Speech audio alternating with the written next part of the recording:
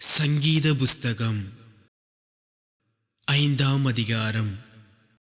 நெகிலோத் என்னும் வாத்தியத்தில் வாசிக்க ராகத் தலைவனுக்கு ஒப்புவிக்கப்பட்ட தாவீதின் சங்கீதம்.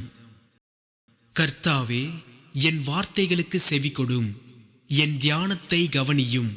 நான் உம்மிடத்தில் விண்ணப்பம் பண்ணுவேன். என் ராஜாவே, என் தேவனே, என் வேண்டுதலின் சத்தத்தை கேட்டருளும். கர்த்தாவே, காலையிலே என் சத்தத்தை கேட்டருளுவீர். காலையிலே உமக்கு நேரே வந்து ஆயத்தமாகி காத்திருப்பேன். நீர் துன்மார்க்கத்தில் பிரியப்படுகிற தேவன் அல்ல, தீமை உம்மிடத்தில் சேர்வதில்லை.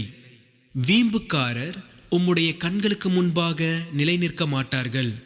அக்கிரமக்காரர் யாவரையும் வெறுக்கிறீர். பொய் பேசுகிறவர்களை அழிப்பீர். இரத்த பிரியனையும் சூதுள்ள மனுஷனையும் கர்த்தர் அருவருக்கிறார்.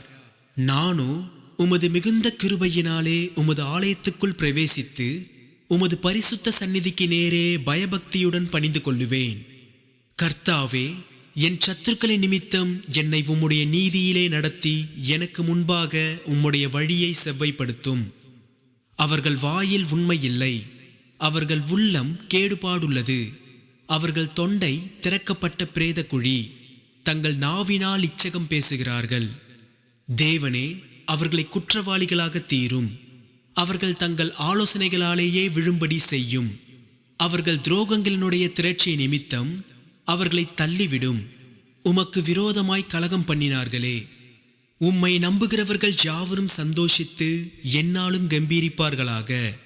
நீர் அவர்களை காப்பாற்றுவீர். உம்முடைய நாமத்தை நேசிக்கிறவர்கள் உம்மில் களி கூர்வார்களாக. கர்த்தாவே, நீர் நீதிமானை ஆசீர்வதித்து காருணியம் என்னும் கேடகத்தினால் அவனை சூழ்ந்து கொள்ளுவீர். கர்த்தர் உங்களை ஆசீர்வதிப்பாராக.